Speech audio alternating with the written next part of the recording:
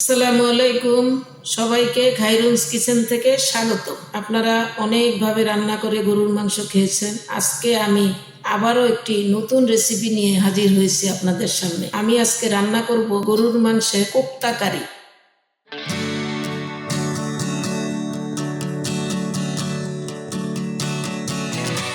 এর জন্য আমি 1 কেজি গরুর মাংস নিয়েছি এবং গরুর মাংসগুলা ছোট করে কেটে নিয়েছি। এইভাবে ছোট করে কেটে আমি এখন কিমা করে নেব।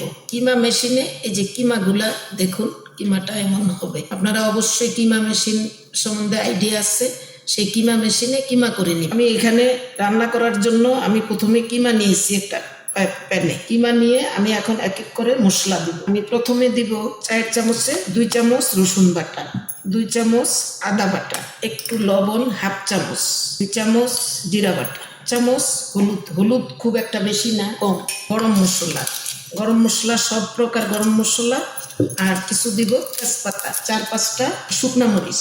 আমি কিছু ছোলার ডাল সিদ্ধ করে দিব, তবে ছোলার ডালটা আমি 3 ঘন্টা ভিজায় রেখেছি। ভিজানোর পরে তারপরে এটা ধুয়ে মিলাবো। তবে ছোলার ডাল অনেকক্ষণ ভিজায় রাখা, রান্না করার আগে অনেক ভিজায় রাখতে হয়, তাহলে ডালটা সুন্দর সিদ্ধ হবে। আমি এখানে 100 গ্রাম ছোলার ডাল দিয়েছি। এখন খামাকা পানি দিয়ে একবারে বসিয়ে দিই। পানিটা একটু, যেহেতু ছোলার ডাল গরুর মাংস সিদ্ধ হবে, আমি এই পরিমাণ পানি দিলাম।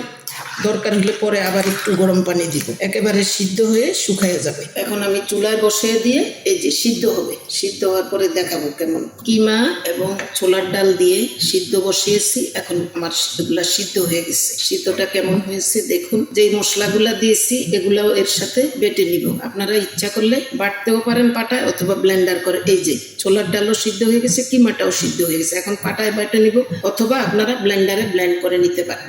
বাটা হয়ে গেল কাবাবের মাংসটা। এখন আমি এটাকে আর কিছু মশলা অ্যাড করব। তার মধ্যে আমি দিয়ে দেব একটা ডিম, অ্যাড করে একটা ডিম দিয়ে দেব। কিছু বেরেস্তা গুঁড়া করে দিব, বেরেস্তাটা একটু গুঁড়া, একটু লেবুর রস। এখন আমি এটাকে মাখাবো। কোপ্তা কারির জন্য আমি এগুলাকে বল করে নিব। এরপরে আমি তেলে ভাজবো। তেল গরম হয়ে গেছে, এখন আমি এক এক করে কোপ্তাগুলা ভেজে নিব। ভাজতে হবে, একেবারে লো না একেবারে হাইও না, মিডিয়াম আছে। অনেকটা এটা কাবাবের মতোই। অনেকভাবে রান্না করা যায়। রান্না যে কত প্রকার কত ভাবে করা যায় সংখ্যায় গণনা করা যাবে। একটু কায়দা করে কষ্ট করে রান্না একটু ঘুরাইয়ে ফিরাইয়ে যে কোনো সবজি যে কোনো আইটেম দিয়ে রান্না করা যায়। সেই জন্যই আজকের রেসিপি হবে গরুর মাংসের কোপ্তা কারি। মাছের কোপ্তা কারি খেয়েছেন, কিন্তু গরুর মাংসের খাওয়া হয় নাই, সেজন্য ভাবলাম যে গরুর মাংসের একটু কোপ্তা কারি করি। এগুলো ভাজা, আমি এটি খুব বেশি ভাজবো না, কারণ এগুলো আবার তরকারির মতো রান্না হবে, সেজন্য আমি খুব ভাজবো না, এভাবে ভাজবো। ভাজা হয়ে গেল কোপ্তাগুলা। আজকে তো কাবাব না, আজকে কোপ্তা হবে, এইটা পরে কারি হবে। তরকারির কোপ্তাগুলা আমি কিছু বল সাইজ করেছি, আর কিছু করব এইভাবে। আমি এই শেপে বানিয়ে নিলাম। কোপ্তার শেপগুলা আমি এখন ভেজে নিব। প্যানে তেল দিয়ে গরম করে নিয়েছি।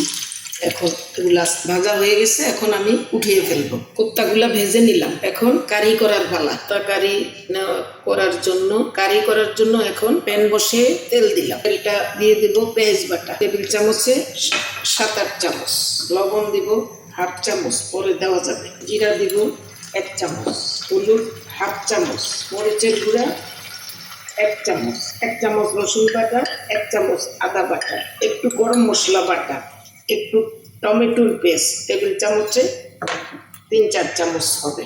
এখন মশলাটা আমি কষাবো। মশলাটা প্রায় 5 মিনিটের মতো একটু ভালো করে ভেজে নিব। মশলাটা ভেজে একটু গরম পানি দিয়ে দেব। মশলাটা ভালো করে আগে সিদ্ধ করে নিতে হবে, সেজন্য পানি দিয়েও অনেক সিদ্ধ করেছি, কারণ কাবাবগুলা ভাজা। কাবাব দেওয়ার পরে আর বেশিক্ষণ রাখবো না। এখন আমি এক এক করে কাবাবগুলা দিয়ে দেব। ইচ্ছা করলে এরকম গোলও করা যায়, তাই আমি কিছু গোল এবং কিছু লম্বা সাইজ করেছি। হয়ে গেল গরুর মাংসের কোপ্তা কারি। কারণ কাবাবগুলো দেওয়ার পরে বেশিক্ষণ না, 5-7 মিনিট রাখলেই হবে। কাবাব তো অনেক আগে যখন ভেজেছি তখনই সিদ্ধ হয়ে গিয়েছে, আর এখন ফুল সিদ্ধ হয়ে গেল। আমি কয়েকটা কাঁচামরিচ দিলাম, একটু বেরেস্তা দিয়ে দেব। তৈরি হয়ে গেল গরুর মাংসের কোপ্তা কারি। আশা করি আপনাদের পছন্দ হবে। আপনারা অবশ্যই ট্রাই করবেন। আজকের মতো সবাইকে বিদায়। আল্লাহ হাফেজ, আবার দেখা হবে।